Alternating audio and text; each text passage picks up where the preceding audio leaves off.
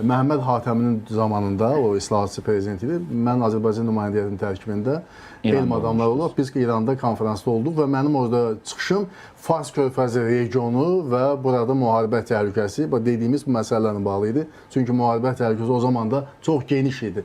Və mən izah eləyəndə ki, bəs Azərbaycan dövləti, onun prezidenti Birləşmiş Ştatlarda çıxış etdi, Ağ Evə təzyiq göstərir ki, imkan vermərik, üçüncü dövlət bizim ərazimizdən istifadə etsin. Buna imkan vermir və vermir də. Bilirsiniz nə söylədilər? Ona görə deyəm, çox məhkəli oyun oynayırlar.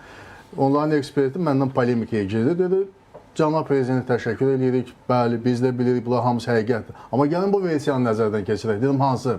Dedi, Bakı-Tbilisi-Ceyhan neft kəməri işləyir, dedim, bəli, işləyir. Dedi, bir gün görərsiniz ki, Made in Iran istehsalı olan raketlərlə həmin Bakı-Tbilisi-Ceyhan neft kəməri vuruldu.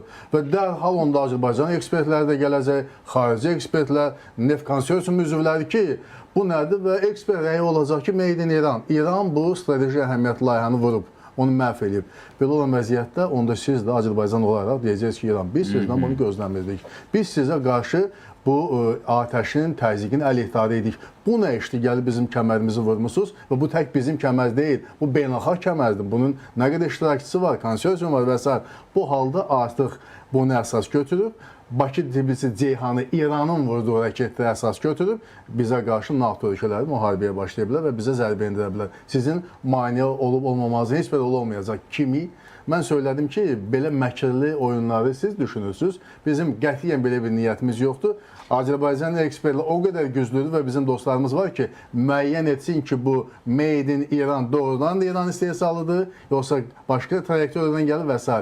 Bir onun bizim polemikamız oldu, amma əsas sözümüz odur ki, görün nə qədər məkirli planlar, çirkin oyunlar və s. düşünürlər ki, yəni özləri bunu edə bilər.